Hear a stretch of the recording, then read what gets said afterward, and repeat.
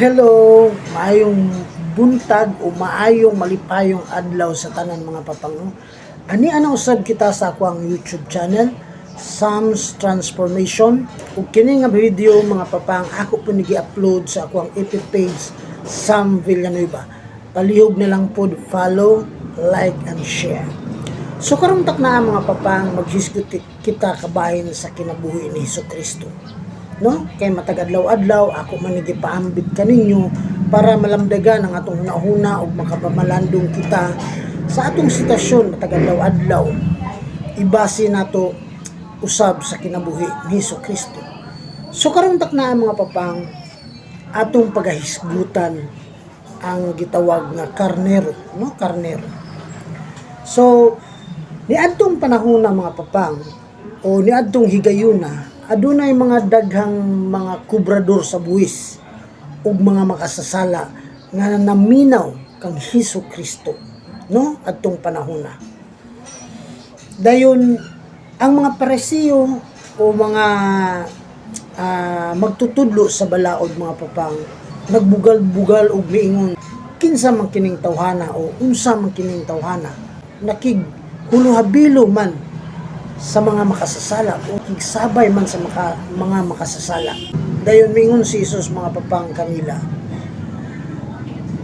kung aduna kamoy 100 ka karnero, unya mawala ang usa ka karnero, unsaon man ninyo kini? Siyempre pamulungon ninyo ang usa ka karnero nga nawala. Dayon pag makaplaganan ninyo kini, dako kayo ninyong kalipay. Dayon pas-anon ninyo siya balik didto kanila, no? Muna yang giistorya mga papang. Dayon mipadayon si Hesukristo sa pag-ingon, mas dako ang kalipay sa langit kung ang usa ka tawo nga maghinulsol sa iyang sala kaysa 99 ka buok nga karnero nga wala na naghinulsol ug nagbasol sa iyang mga sala. So kini mga papang, very meaningful kaini sa to ang kinabuhi mga papang, no? Ato usab kini ma-relate sa ato ang kinabuhi. Ingna nga mga papang, sa karon nga panahon mga papang, daghan kaayo ang mga sitwasyon nga ang mga katawhan sa Ginoo nagkatibulaag. Sama sa unsa, broken family. Katong mga ginikanan nga gipaangkan lamang ang mga bata. Ug ang mga tawo na hisulod sa bisyo, druga, inom, sugal, babay, ug uban pa mga papang. Mao kini ang pasabot ni Hesukristo mga papang nga kining mga tawhana o mga kasasala, no? Kining mga tawhana o mga makasasala nga kita mga papang, kita mo pinaka-importante kaayo sa atong Ginoong Hesukristo mga papang. Kay ngano? Dili importante sa iya ang katong mga tawo nga wala na naghinulsol sa iyang mga sala, no?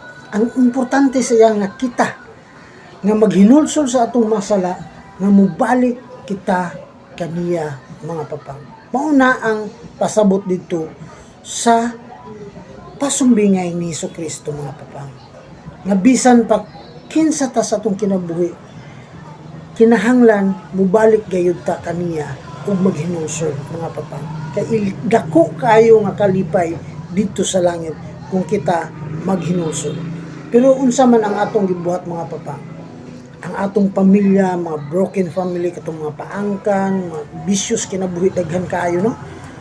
Atong napasagdan ang atong pamilya. Wala na to sila gitabangan sa pagpaalingkawas sa ilahang mga bisyo. So nagpadayon sila hantod na abot sa punto nga dili na sila kagawa sa ilang bisyo mga papang. So kini mga papang, usa kini ka misyon sa ato ang kinabuhi sa pagtabang kanila. Sumala sa pasumbingay ni Hesukristo nga ang nawala ato, bisan usar ka ang nawala ato gayud pangitaon, kay mao kini ang labaw nga pinaka-importante kayo nga mahibalik siya sa kamot nato, ilabi na sa kamot sa Ginoo. Dinhi lang ko kutob mga papang, daghang kayong salamat sa inyong pagpahulam sa inyong dalunggan, sa inyong mata, sa inyong kasing-kasing ug presensya. Daghan kayong salamat mga papang. Kay dili lali maminaw sa usa ka vlog nga dili ka ganahan. Mao nang dako kayo na akong pasalamat kaninyong tanan mga papang. So dinhi na lang ko kutob mga papang. God bless us all. I love you all. Bye-bye.